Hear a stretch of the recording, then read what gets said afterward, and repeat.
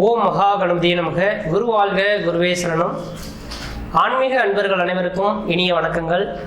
நம்ம இந்த வீடியோ மூலியமாக 2024ஆம் ஆண்டிற்கான மாசி மாத ராசி பலன்களை பார்க்க இருக்கிறோம். குறிப்பாக இந்த வீடியோவானது பார்த்தீங்க அப்படின்னாக்கா துலாம் ராசிக்கான வீடியோ.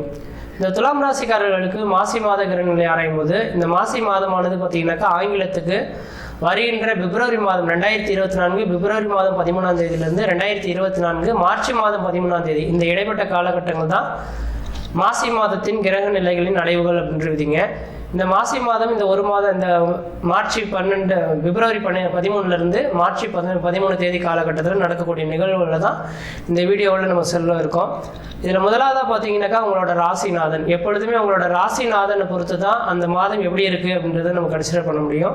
அதில் உங்களோட ராசிநாதன் சொல்லக்கூடிய கிரகமானது ராசிக்கு 4ஆம் இடத்துல வீற்றிருக்கிறார். அதாவது சனி பகவானோட வீட்டில் உட்காந்துருக்கார். அந்த சனி பகவான் பார்த்தீங்கன்னாக்கா சொந்த வீட்டில் ஆட்சி பலம் பெற்று உட்காந்துருக்கக்கூடிய அமைப்புங்க.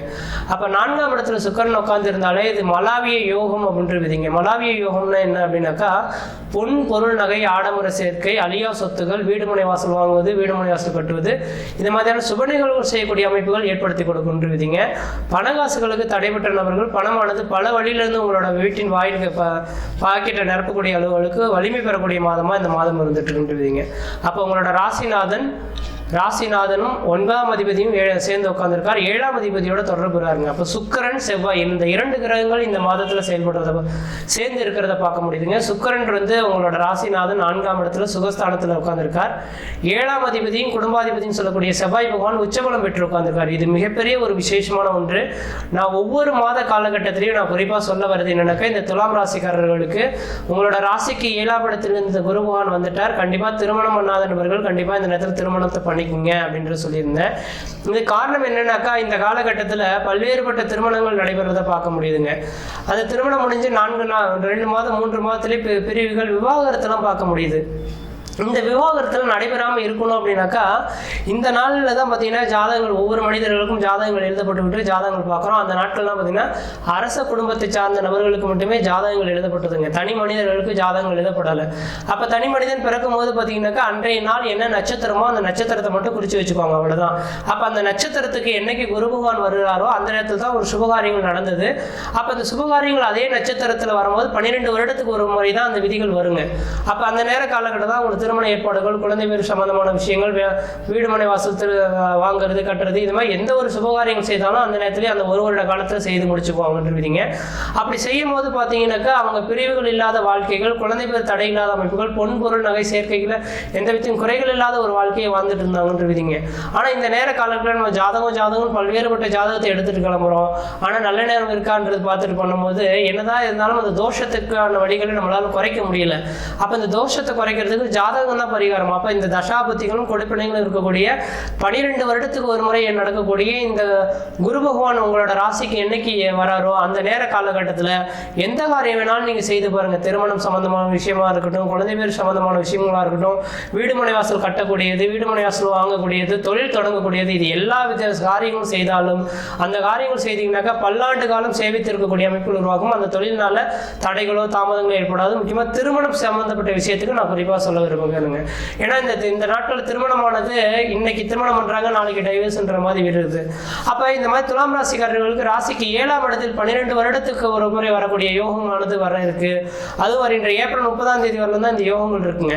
இதுல குறிப்பா பாத்தீங்கன்னாக்கா 7ஆம் அதிபதியும் தன்னோட ராசிநாதன் ஒன்று சேர்ந்து ஒரு கிரகம் உச்சபலம் பெற்று 4ஆம் இடத்தில் இருக்கக்கூடிய காலகட்டத்தில் துலா ராசிக்காரர்களுக்குலாம் வழியனே உங்களுக்கு பொண்ணு தேடி வரதுக்கான வாய்ப்புகளும் மாப்பிள்ளை தேடி வரதுக்கான வாய்ப்புகளும் உருவாகும். நீங்க தேடி போக வேண்டிய அவசியம் கிடையாது.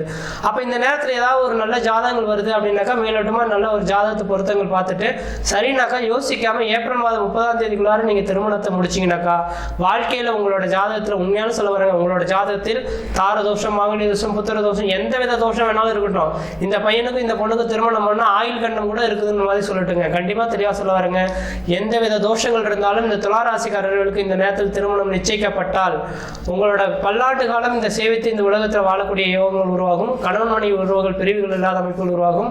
குழந்தை பேர் விஷயத்துகள் தடை இல்லாத அமைப்புகளும், செல்வம் செல்வாக்குகள் குறையில்லாத வாழ்க்கையை வாழக்கூடிய அமைப்புகள் உருவாகும். அதனால இந்த துலா ராசிக்காரர்கள் யோசிக்காம இந்த ஏப்ரல் 30க்குள்ளார திருமணத்தை முடிச்சிங்க. இன்னைக்கு உங்க ராசிநாதனோட 7ஆம் அதிபதி சம்பந்தப்படுறதுனால இந்த மாத காலகட்டத்தில் திடீர்னு ஒரு பெண்ணையோ பையனையோ பார்த்து நிச்சயிக்கப்பட்டு திருமணம் முடிக்கிறதுக்கான காலகட்டமாகவும் மிகவும் சிறப்பாக இருந்துட்டு இருக்கு.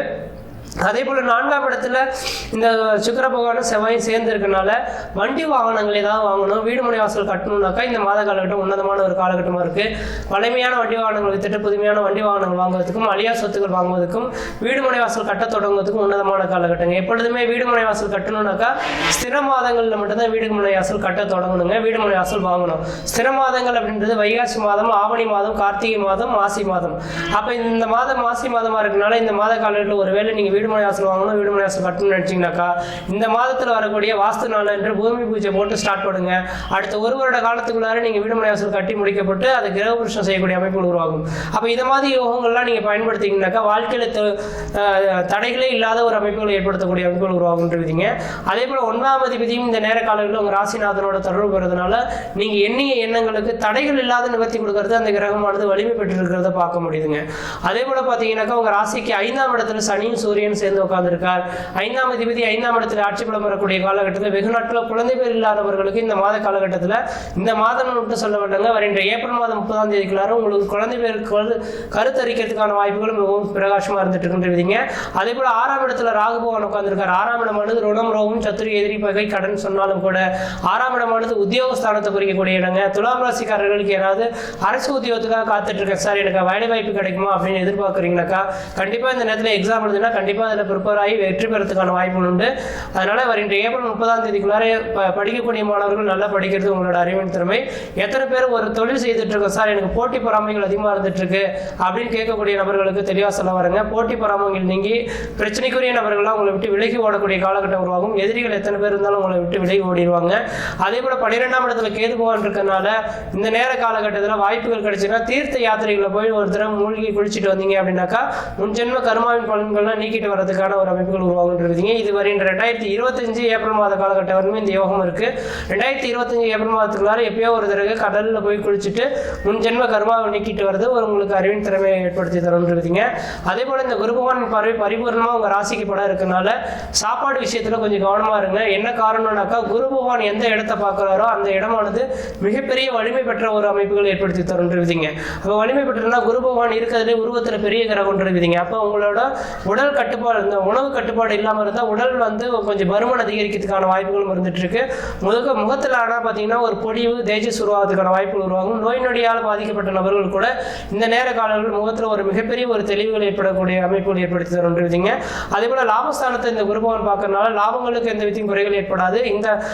இந்த வருடத்தில் 2024 நீங்க எதுவும் சம்பாதிக்கணும்னு நீங்க ஆசைப்பட்டீங்கன்னாக்கா 2024 ஏப்ரல் மாதத்துக்குள்ளார நீங்க உழைத்து சேர்க்கக்கூடிய படங்கள் தான் நிரந்தரமான அமைப்புகள் ஏற்படுத்திடும். ஏன்னா அதுக்கு பிறகு 8ஆம் இடத்துக்கு குரு பெயர்வார், அந்த அளவுக்கு யோகம் இல்லை. இந்த 3 மாத காலகட்டத்தை எந்த விதத்துக்கு நீங்க பயன்படுத்திங்களோ அந்த அளவுக்கு மிகப்பெரிய ஒரு வலிமை பிறந்த ஒரு காலகட்டமா இருந்துட்டு கொண்டிருக்கீங்க.